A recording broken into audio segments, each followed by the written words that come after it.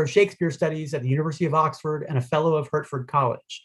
She has published and lectured widely on Shakespeare and on other early modern dramatists and worked with numerous theater companies. She's considered sufficiently expert that in 2016, she had the unique academic pleasure of authenticating a new copy of Shakespeare's first folio found at Mount Stuart House on the Isle of Bute. She's released podcast editions of her lectures. You'll find them at Not Shakespeare, Elizabethan and Jacobean Popular Theater, and Approaching Shakespeare. And she edits the Cambridge University Press journal Shakespeare Survey. Emma's published writing on Shakespeare dates to 2000, though she previously edited an edition of Thomas Kyd's The Spanish Tragedy in 1998. And thereafter, it's been a lot of Bill a lot of the time. She's edited Blackwell critical guides, as well as the Cambridge surveys of his work, and authored The Making of Shakespeare's First Folio in 2015, 2016's Shakespeare's First Folio, 4 Centuries of an Iconic Book, and in 2019, This Is Shakespeare. Kay Elizabeth Stevens is an associate professor and chair of the theater department at Swarthmore College. Before Swarthmore, she taught at Bryn Mawr and served as the associate artistic director and literary manager of the Dallas Theater Center, where she taught, ran workshops, served as a dramaturg, and directed an acclaimed production of Margaret Edson's Wit. They are here virtually today, all the way from England and New England, respectively, to discuss the paperback release of Emma's latest book, This Is Shakespeare. Please join me in welcoming Kay Elizabeth Stevens and Emma Smith.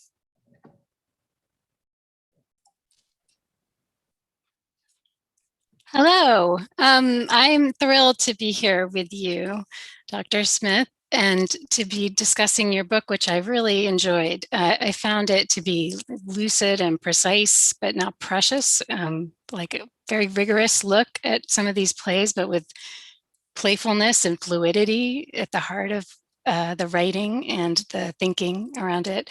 And I think it's a good example of what you're trying to do with Shakespeare. Your writing itself is a good example of that, which is to turn it from, as you say, it's not a monument or a puzzle, one of these plays, but more we can engage with the work in a verb way. We can Shakespeare something.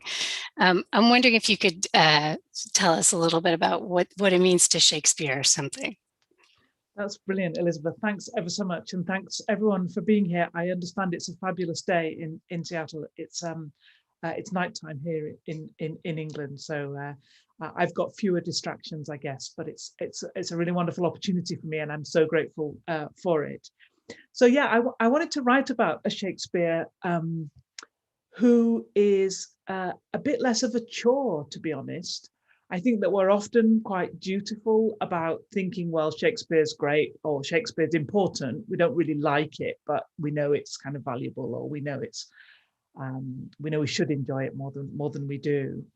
And I wanted to try and step back from that and think about a Shakespeare who I find to be more relevant now, but relevant not because his works tell us what to think, but because they give space for different thoughts or for different ways of thinking.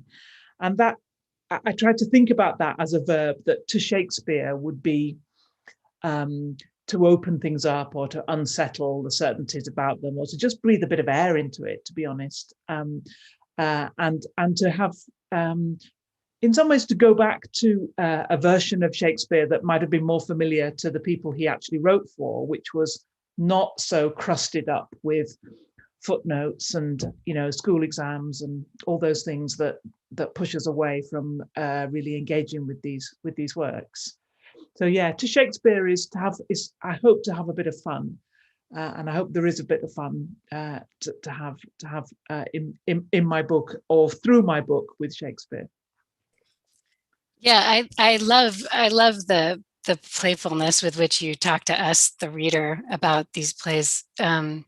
And that you engage with stage productions and film productions and different interpretations throughout the ages of these plays by scholars and historians too. So there's just a lot. It's a really kind of a broad look, a broad and playful look. So since I come to this work from the standpoint of thinking about staging these texts, which feels really different than reading them. I've always had trouble reading them on my own, actually, at home. I have trouble reading all plays. They find them hard to read. It's hard to keep track of who's on stage. At some point you talk about the importance of the silent characters on stage, the ones who aren't speaking, and it can be easy to lose sight of who they are when you're just reading the text. But I wonder if you could talk a little bit about, like, do you have tricks, ways to make the reading of it more engaging if you're sort of solo reading it versus about to go see a production or working on a production? Yeah, that's a really good question, and I think sometimes if we were to think about Shakespeare's plays as scripts, we would probably have different expectations of them. And reading a play is reading a script, and the idea of a script is that it's not really the thing itself; it's the instruction booklet for the thing itself.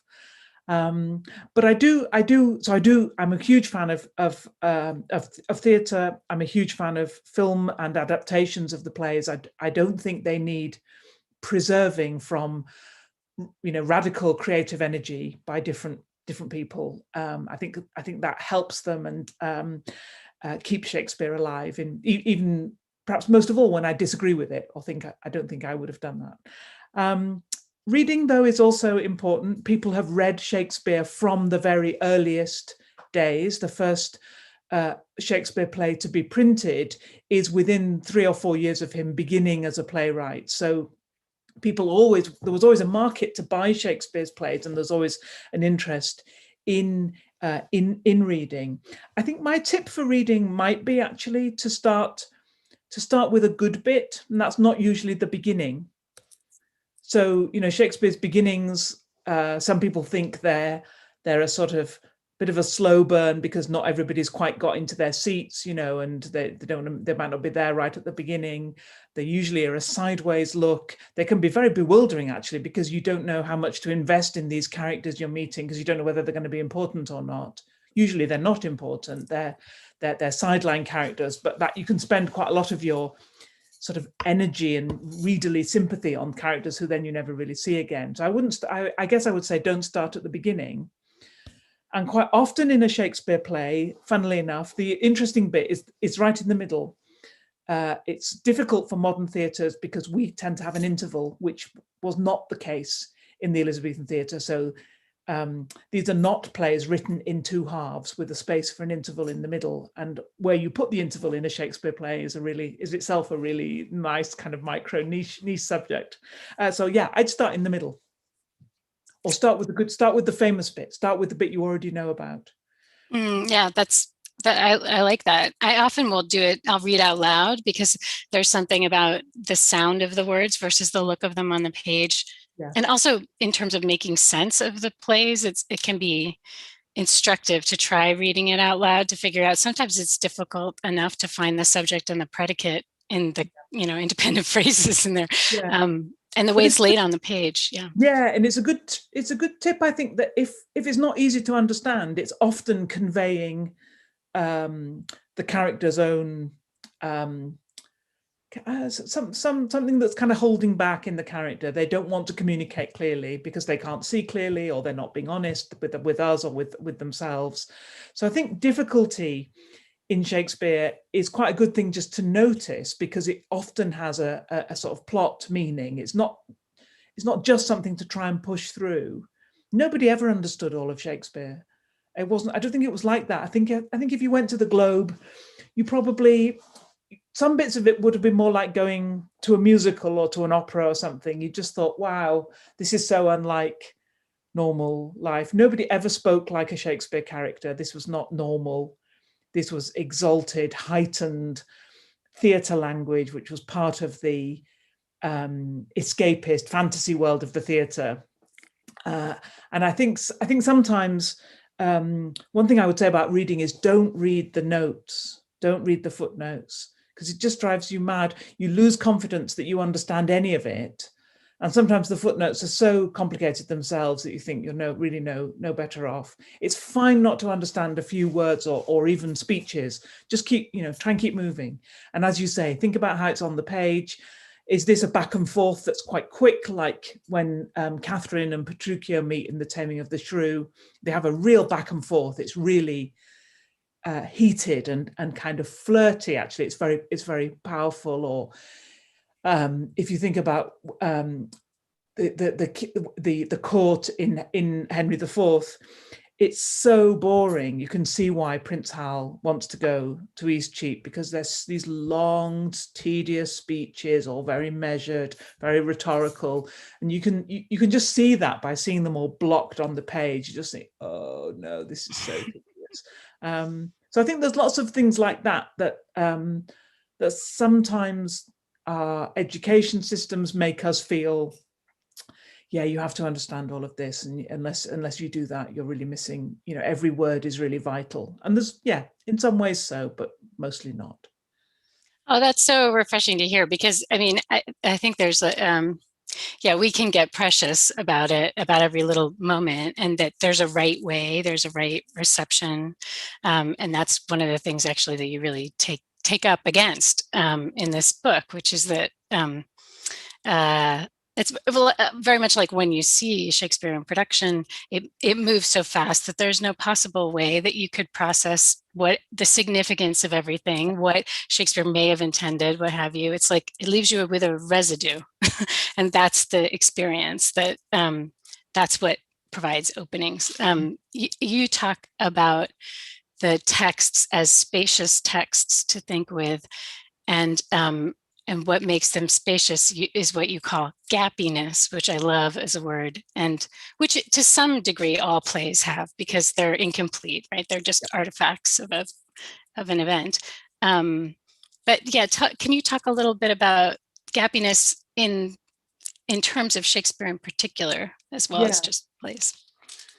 Yeah, I was. I wanted a word for the sort of ambiguity and the permissiveness of Shakespeare's plays or Shakespeare's texts, and I wanted one that didn't a word which didn't think of that as being something was missing, and gappiness, partly because it sounds like happiness, and in fact autocorrect keeps putting happiness, which I actually rather like. I haven't yet taught it to autocorrect. It seemed a kind of seemed as that this was the space for us in the plays. This is the space that has kept the plays alive for 400 years, because they are not in themselves complete. They need to be completed by our engagement with them and our way of kind of fleshing out some of the questions or the unresolved things in them. So if you take a play, I mean, a really famous example, like Julius Caesar, I don't think Shakespeare tells us whether Caesar should have been assassinated or not, whether Caesar is the victim or Caesar is the kind of aggressor in this politics. That's a real gap in the play. He doesn't explain, and you can play it, in any number of different ways. But what you can't say about that play is, here's the sort of straight reading, if you like, and here's my rereading of it. It isn't that I don't think there even is a kind of straight reading. There just are a set of possibilities, and I think Shakespeare writes plays because that's something that plays in particular allow. You have to, if you're a good playwright, you have to make all kinds of different characters and points of view equally compelling, or equally possible, or you have to give voice to the idea, this could have been someone else's play. And I think that training is what Shakespeare what really is so distinctive about his work. In fact, the sense that we can't, almost all of the plays have a really major fundamental gap about motives or about characterization or even about action. Does Ophelia fall in the water, or did the water come to her? Those kinds of questions. They're not incidental to Shakespeare. They're the absolute warp and weft of how the plays work. Yeah,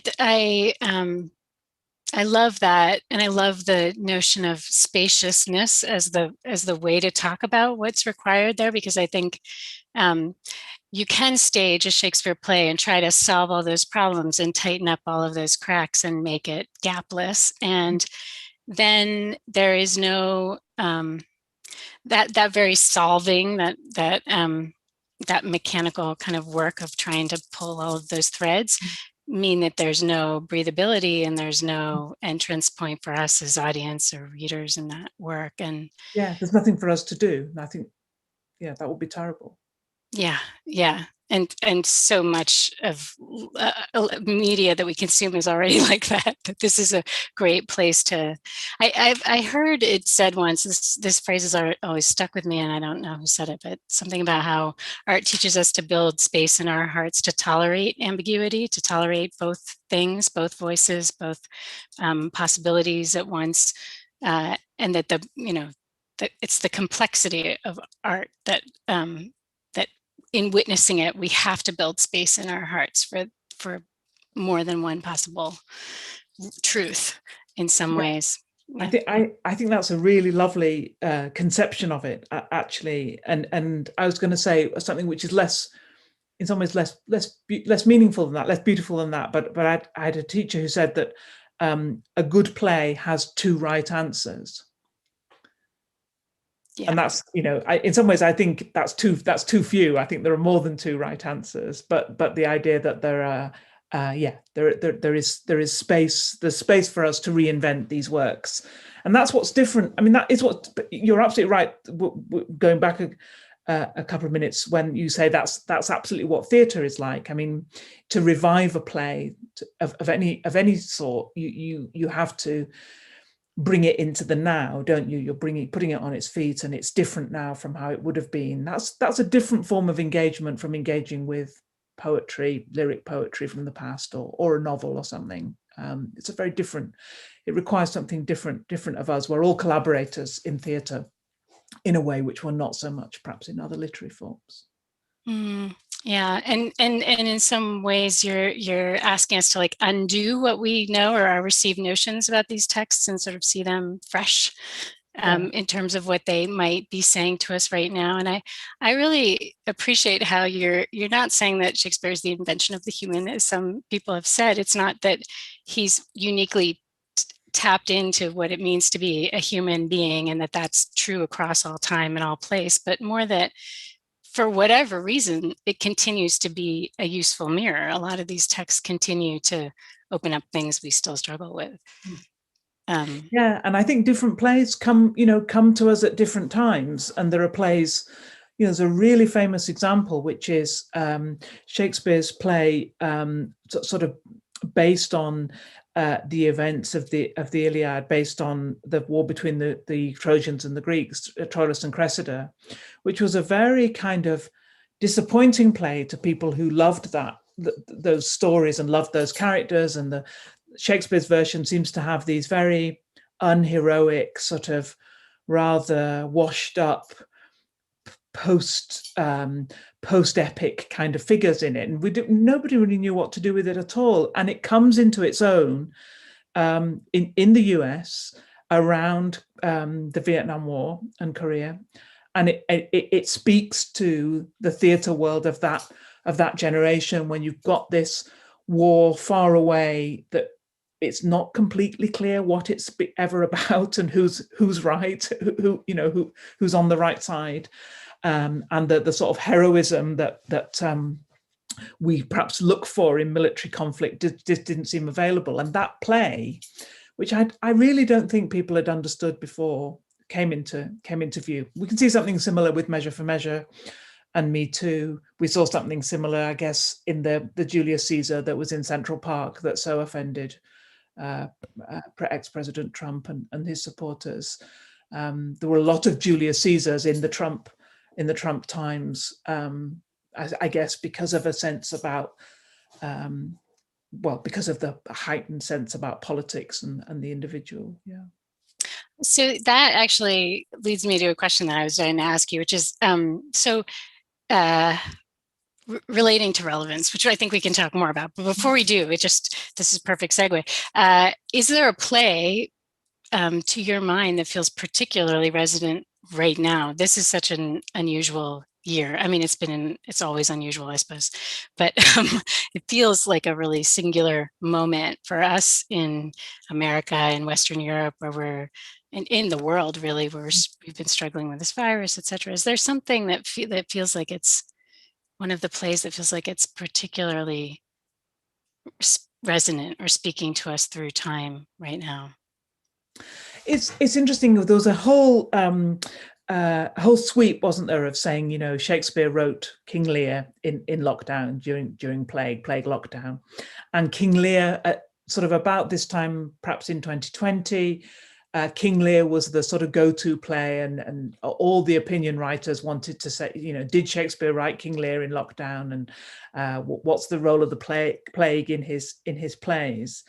In fact, you know, Shakespeare writes during times, repeated times of plague, episodes of plague, but very rarely treats them directly. And I think, having been through what we're going through now, we can probably see why you would, you know, why that would be, that we wouldn't particularly. I don't suppose we're going to want to go to a play about COVID-19, are we? As soon as the theatres reopen, probably.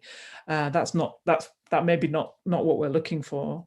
I think Shakespeare writes a play about his own times in Measure for Measure, which we have seen to be a play about very, very problematic play about consent and its absence. I think that's Measure for Measure set in Vienna, and the Vienna that Shakespeare describes is diseased. It's diseased morally, and sort of through sort of sexual incontinence, and the response to that, I think, is really, I've come to see just over these last few months, is really interesting. Some people respond to that with a kind of a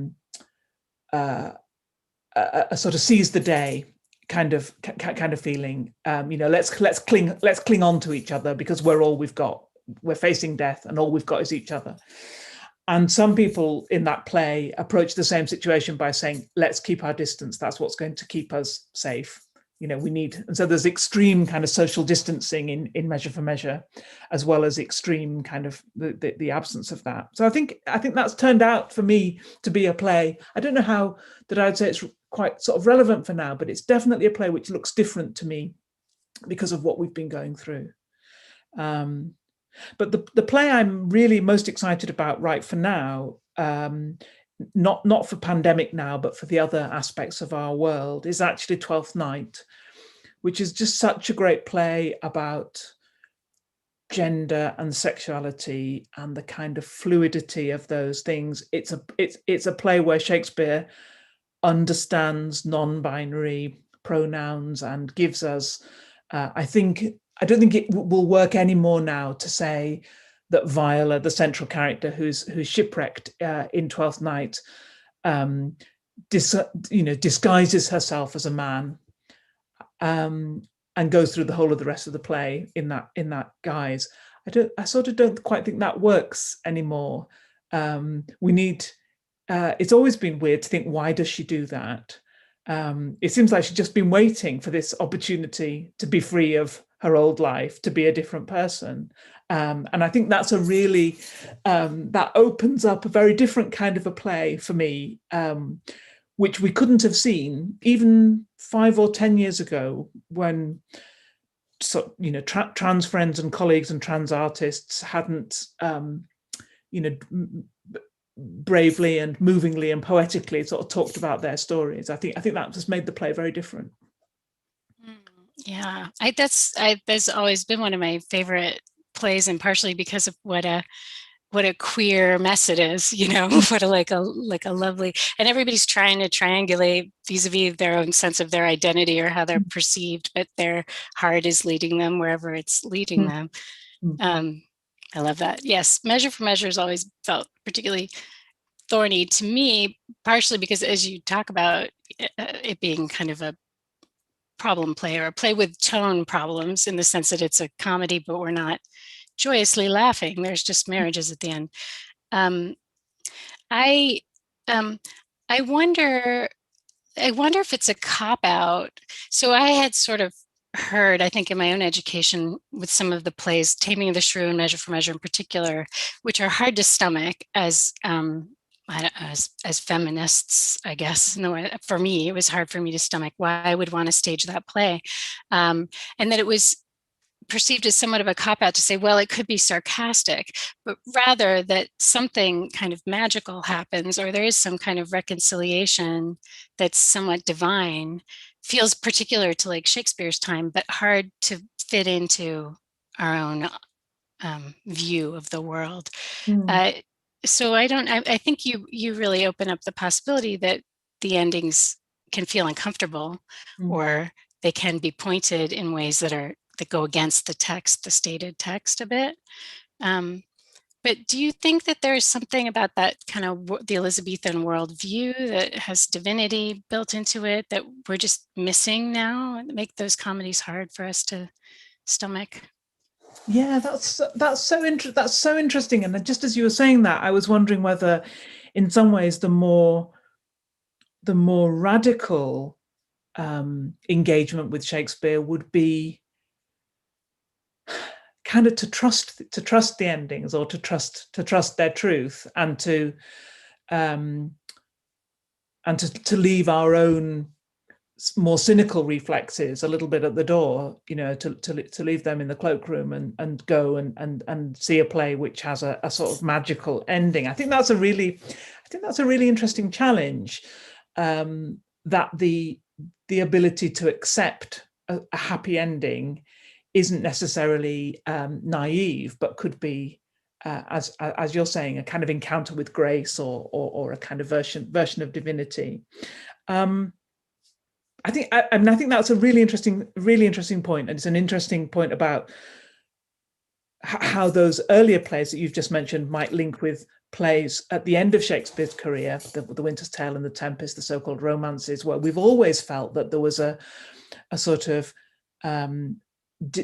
divine or semi-divine version of forgiveness or grace operating at the end, and it would be interesting to trace that earlier in Shakespeare's career. But I think, the Taming of the Shrew is a really interesting case. So it's the classic sort of battle of the sexes comedy, and it seems to end with Catherine, the shrew of the title, speaking this very, very long speech about how women should be subservient to their husbands.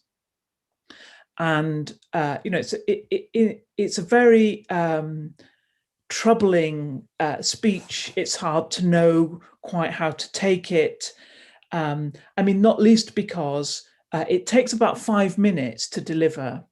I'm obsessed with how long things take on stage, because that's really making a point. And if you're a woman saying uninterruptedly for anything for 5 minutes on the stage, that's quite a powerful position. Even if and it's really interesting to me to think, how does that counteract the actual content of the speech, which seems to be women should be subservient. And I love the idea of Catherine delivering that speech and Petruchio sort of wanting to acknowledge it, and her just say, I'm finished. I've got another. I'm still going. But one of the things that I loved about thinking about that play was it's very clear that for audiences at the time, there was ambiguity at the end of the play. One of Shakespeare's collaborators and fellow playwrights writes a sequel called The Tamer Tamed, where Petruchio, who has apparently tamed Catherine in Shakespeare's play, has now been widowed, and then he gets an absolute kind of harridan sort of wife, who says, I'm going to tame you now.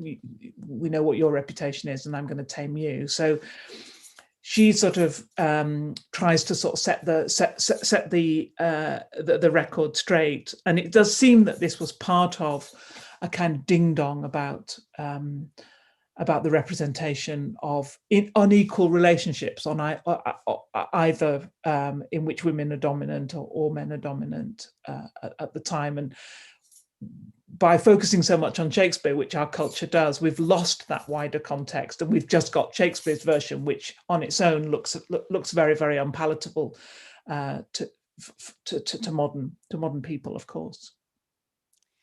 Yeah, I mean, it's just that play is such an interesting example of how he could work to both kind of reify existing power structures and subvert them at the same time. I mean, we don't know what he wanted to do, and as you say, who really cares what he wanted to do?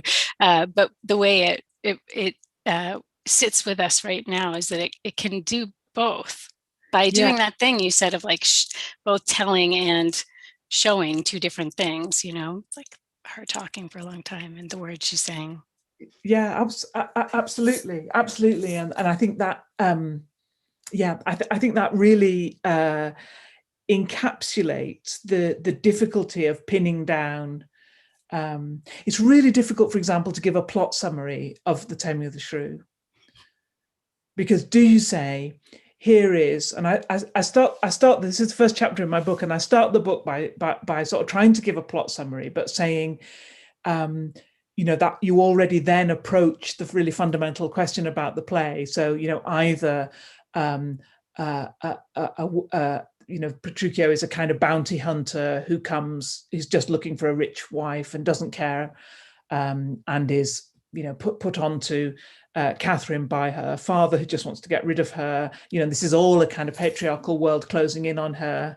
Or you say she's a kind of misfit, nobody likes her, she's got anger issues, she's beating up her sister and banging a lute over her head. Her sister is quite annoying.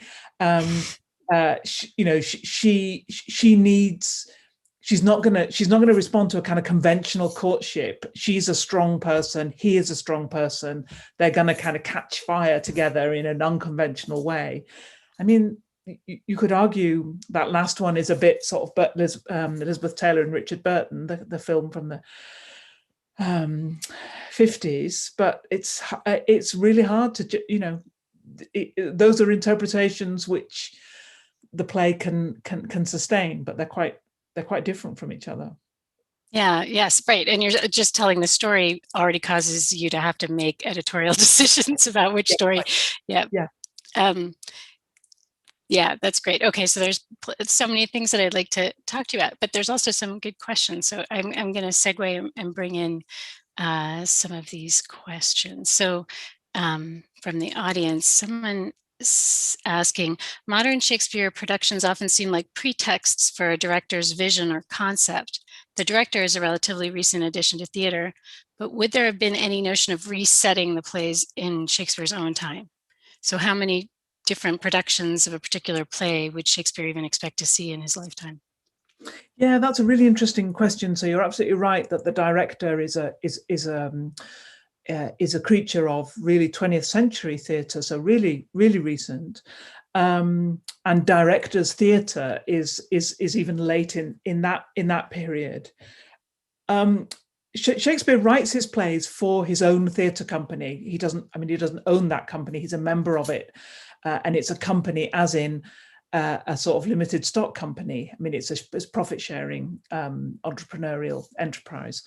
I don't think he would expect his plays to be performed by anybody else, and nor would he expect his plays to have repeat sort of revivals. This is a theatre which wants new plays all the time. People want novelty more than anything. And it does seem as if most plays by Shakespeare or by anyone else would have had perhaps maybe 10 or 12 performances. That's all. These are not on, these are not like Hamilton or something. They're not on for months and months and months, and you can go, 1 year and your friend goes the next year, and it's pretty much the same. That's not the way the theatre worked in this period at all. If you missed it, you missed it. And it might come back for a royal performance, the following year, or it might come back a little bit, a couple of years down the line, but probably not. These are sort of ephemeral and topical things. So you're absolutely, so behind the question is the sense that this is our resetting the plays through the sort of strong creativity of directors is anachronistic, and that's absolutely true, is anachronistic, and wonderful because of that. I mean, what's so amazing about Shakespeare's plays is that they can stand up to they can stand up to the creativity of 20th and 21st century people very, very well. They can hold their own, but also they can work in in a theatre and in a world which is so far from from their original, from what was happening originally. And although it's really interesting to think about how they were originally performed and presented, and that's something I find very interesting in my work, it doesn't explain why they have had such a long life since then. Yeah, it's like they do something rather than mean something stable. They do something. That's a fabulous way to look at it. Yeah, that's a really good. That's an amazingly good way to look at it. That's to Shakespeare. That's from you. Yeah, you did. You just Shakespeare. I Shakespeared it. Okay, so there's some more questions. Some questions about how you first got interested in how there's this question, assuming you love these plays, which it's clear that you do from the book. How did you find your way to them? Did you start off by seeing these plays, or as a theater goer, or did you ever act or direct or anything? Yeah, so thanks for asking about that. I was bored by Shakespeare in high school. I didn't get it really at all. It seemed an awful lot of effort for not much payback. And I do wonder, there are wonderful teachers now, and I see young people doing Shakespeare in really inventive and creative ways, often in theatrical ways. But I still do wonder whether we make young people read Shakespeare before they're really ready to, and what we should be making them do is love reading. And if we can do that for them, then they'll read anything, and they'll read, all through their lives. And giving some stuff which can be really hard to read, as we began by discussing, I'm not sure is the best thing. So that was my experience. So I did an English, I trained in English literature through my university career and graduate school. And I was mostly interested then in the sort of popular theatre culture, the ephemeral theatre culture of the Elizabethan Jacobean period, the people we've never heard of now, and what their work was like and why it was popular. And I came more towards Shakespeare because, in my experience, academics, people who work in literature departments in universities, either know everything about a tiny thing that no one else really cares about, or know a little bit about a huge thing that everybody's got their kind of 2 cents worth. And I realized that I was becoming the first of those. I knew about these unknown Elizabethan Jacobean playwrights, and I thought, well, what's the point?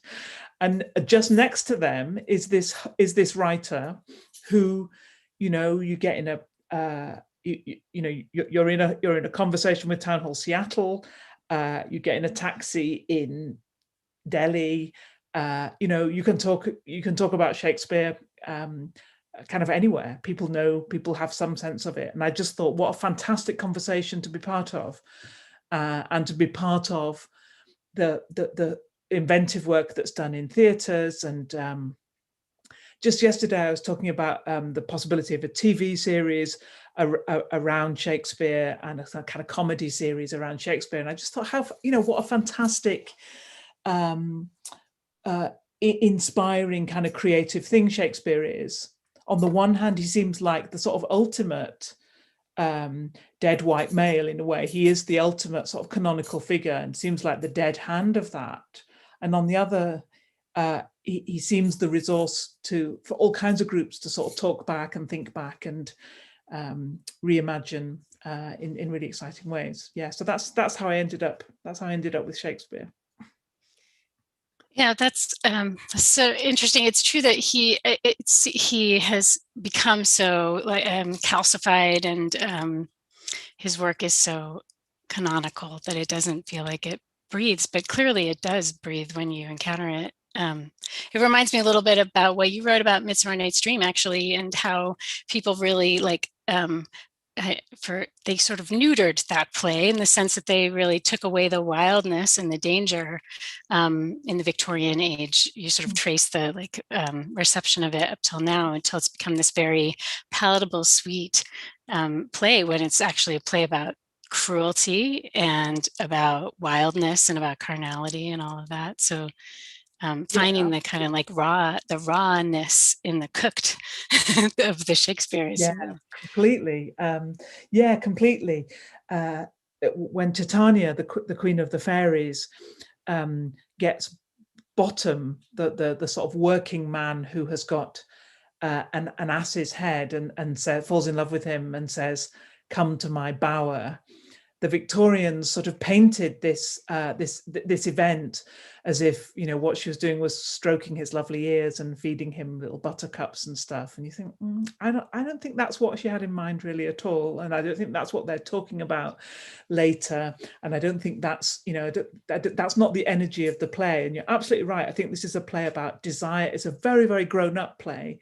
And it's part of my sense that there is a sort of Shakespeare for grown-ups, which isn't to take away from work that's being done with Shakespeare for children, but sometimes the kind of X-rated Shakespeare, or the kind of you probably don't have this, but in the UK we have a thing called the Watershed, which is before 9 p.m. on television. There are restrictions on what can be shown, so that children are not corrupted by it. And I always think in our terms, Midsummer Night's Dream is an after the Watershed kind of a play. And that's you know, those fairies. I talk a bit about Puck, Robin Goodfellow, the kind of mischievous sprite in Midsummer Night's Dream, who we often picture as a sort of sweet or athletic kind of green man, sort of person. And there's a picture of Robin Goodfellow from the period, an engraving of him, and he is, well, it's only 3 o'clock in the afternoon, isn't it? So it's definitely before the Watershed with you. Let's just say he is a fertility symbol, and a large one at that.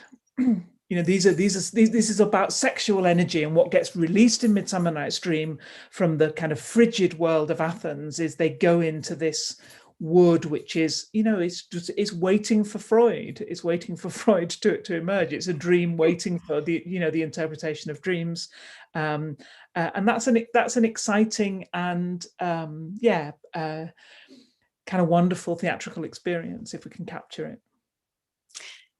So on the topic, we have 2 questions relating to Midsummer Night's Dream. Well, we have a question and a comment, which I like, so I'm just going to read them verbatim. Someone asks, A Midsummer Night's Dream and Romeo and Juliet are generally considered gateway Shakespeare for uninitiated audiences. Can you make a case for another comedy and another tragedy as a place to start? But before we do that, I'll say there was a follow-up comment saying, yeah, never start kids with Romeo and Juliet. That play is boring as hell. Start with a comedy and get them hooked. It's so funny because right before this interview, I was also confessing that I really don't, that play is hard. But we could talk about why it's hard too. But yeah, do you have, are there some that you feel like are a little more welcoming or receptive or good places to start? So, I mean, in some ways I feel lots of Shakespeare is easier when you've had more life experience. That sometimes the combined difficulty of big emotions and difficult language is really hard. Is a lot to put on our sort of high schoolers or even earlier. I think Macbeth is a great favorite of mine. I think Macbeth is always my it is almost always my go-to for people who say they don't like Shakespeare, and it's partly because it's short, and it kind of paces, it kind of whirls along. It's got strong characters and a strong sense, a strong kind of linguistic sense and a strong atmosphere, a strong kind of, it's a kind of more descriptive play in a way, and I think it gives you more of a sense. It populates the kind of the imaginary world of the play a bit more for you than some of the others where you've got to do a lot of work to think what's actually happening. I'm interested in that idea that you should try with a comedy, and that will get people hooked. Because my experience with younger people is that sometimes the unfunniness, as they see it, of the comedies is really hard going. Even though, comedy was not in a very sort of dull academic way, I can say, well, comedy wasn't only about laughter, you know, but I do see that it's an important element for us. So yeah, we're saying no Midsummer Night's Dream and Romeo and Juliet, and I guess I am saying perhaps Twelfth Night and Macbeth as my alternatives. I like Macbeth. It is short and magic and bloody, all things that we respond to. Yeah. And for, you know, for us and perhaps for you too, you know, one big question for us in thinking about young people reading, and particularly young people who want to take up literature as a degree subject, we need to get young men to do that.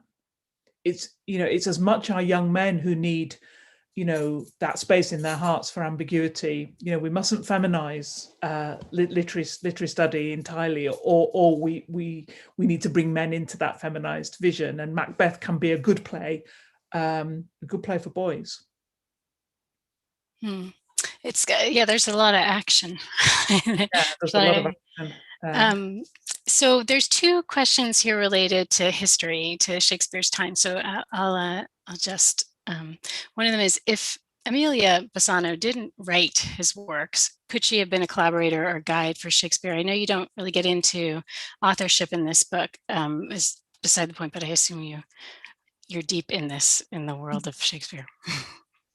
Yeah, so the thing is, Shakespeare wrote Shakespeare, or I like Mark Twain's remark, which is, or it was someone else of the same name, which always makes me laugh, as Mark Twain would do.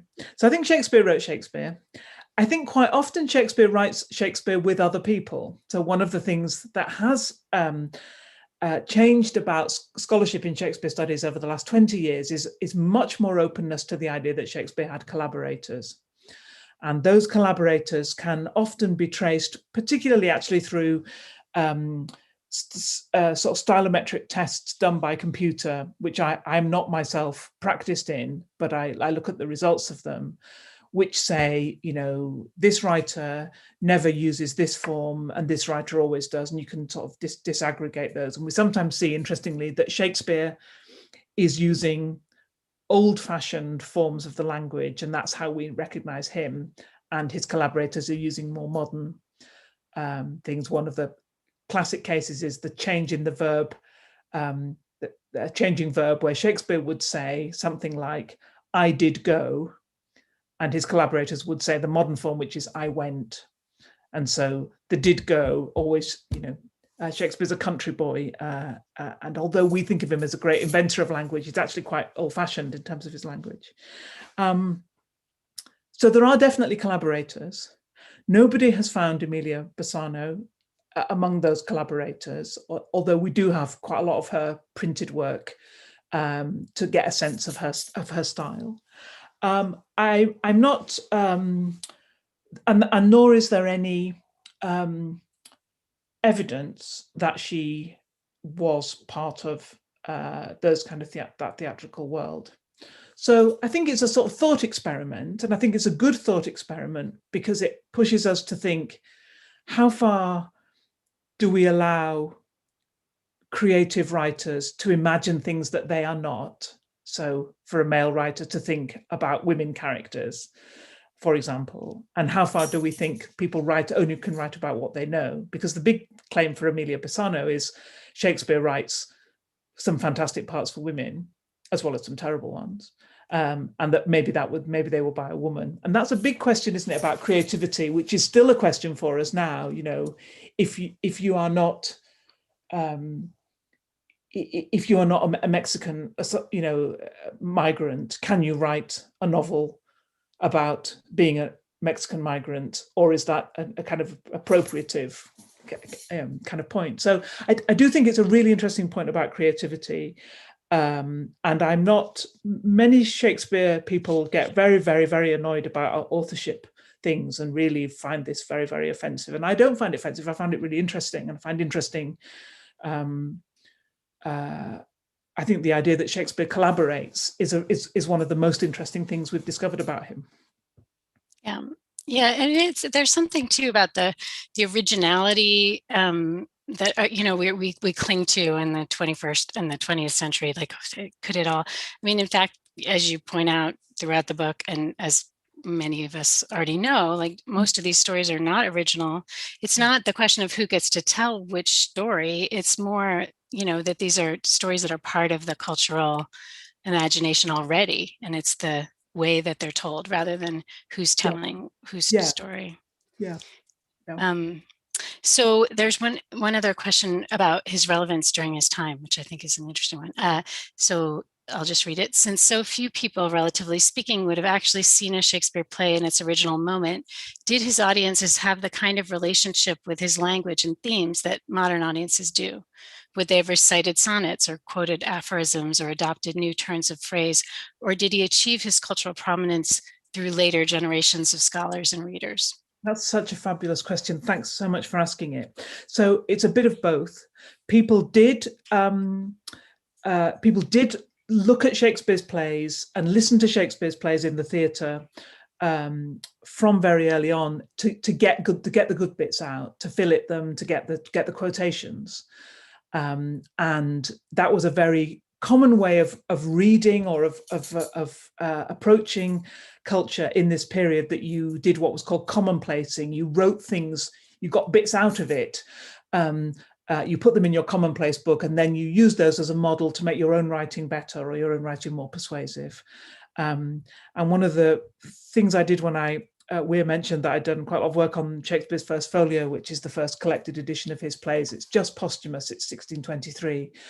One of the things I loved was how many people had commonplaced, so marked up in the margins of the book, a part of the Tempest that we never look at now, really. And it's the part where Ferdinand comes over all sort of louche and bar lounge lizardy when he meets Miranda, and he has, oh lady, you know, it's absolute morning when I see you. And you can see people writing in the margin as if, you know, whenever I see, you know, when I next see a beautiful woman or can chat up a woman, this is just going to be the best kind of chat up line. So yeah, people use them for, you know, these very instrumentalist purposes, as well as we get the first printed books of quotations during Shakespeare's lifetime, and his plays supply many of these quotations. So yeah, people are starting to bring those bits out. And although I've never checked this myself, I gather that in around 1616, 16 years after Hamlet, there is a noticeable spike in the number of people called Hamlet who go to Oxford and Cambridge University. So, you know, there's a kind of fashionable naming, which is seems a very modern phenomenon. You think of all the people, the girls who've been called Lyra after the Philip Pullman books, or something like that. You know, it's another sort of moment. So yeah, in a way, people are picking this up already, but they're doing it with other writers too, not just with Shakespeare. But the real cultural prominence of Shakespeare happens after the restoration of the monarchy in Britain in 1660, and that's a big long story why Shakespeare gets picked up then and then just snowballs. I can't believe people were naming their children Hamlet. It's like, I guess it's better than Macbeth, but I mean, it's not as though Hamlet is you know, the guy you want your kid to turn out to be. Absolutely. Completely. Well, thank you so much for spending this time with us. And I know it's late at night there, so thanks for hanging in, and for all of you in Seattle. Real pleasure, Elizabeth. I've loved talking with you. Thanks ever so much. Me too. Hi, everybody. I'm back. Am I back yet? I can't tell. Yes, you're back. Okay, I'm back. Can I exercise executive director's prerogative and ask a bonus question? It's pretty lightweight. Is there a filmed Shakespeare that you think does an especially effective job of Shakespeareing Shakespeare? Like, if you were to recommend like a film of the last 20 years or so, Emma, that really interrogates the way you characterize and describe it in the book. So if I'm allowed, if I'm allowed to, I think I would say Michael Almereda's film of Hamlet, which has Ethan Hawke as Hamlet, which is much underappreciated. I think it's set in a sort of modern day New York. And I like that particularly because I think it tries to make Ophelia, which is a dead end part and a very, very problematic part of that play for modern audiences. I think it does something interesting with Ophelia. And the other one, which you might not expect so much, is Gnomeo and Juliet, which is a sort of cartoon version of Romeo and Juliet with garden gnomes. All right. But if it's possible, it is better than it sounds. It's a smart, witty, quite ironic. There's a wonderful bit where they pull down a big statue of Shakespeare. So it's got a sense of itself as engaging with the sort of master. It's fun. It sounds wonderful. So if it's wonderfuler still, I'm in. I want to thank you both for your warmth and lucidity and the bringing, sort of pumping humanity into our thinking about Shakespeare and for modeling the act of the verb of Shakespearing for us, both of you. I'm really grateful to you. Also, I need to take a quick second and realize that I neglected to acknowledge a co-sponsor of this event with us, Seattle Shakespeare Company, at the start. And I want to thank them for helping make this program possible today. And I want to direct our audience to their Rough Magic podcast and to the House of Sueños audio drama that they've posted online right now. And also just let you know, they've been up to all kinds of crazy stuff during COVID time. So you're doing yourself a favor if you go Shakespeare with the good people at seattleshakespeare.org. And the final thing I need to say, of course, is that this is a sales opportunity. I don't do this ever. Trust me, Emma, but I happen to have this at my desk. It wasn't even on that stack. It was on the desk stack. Pick up This Is Shakespeare and do it, would you, from our dear friends at Third Place Books. They're the ones to go to. With all of that, thank you both. And thank you all in the room virtually for joining us tonight. Tell your friends about the talk. It'll be, it's $5 for 4 days, and then it's free into, the foreseeable. So tell your friends about it. Thank you all so much, and we'll see you again soon. Bye-bye.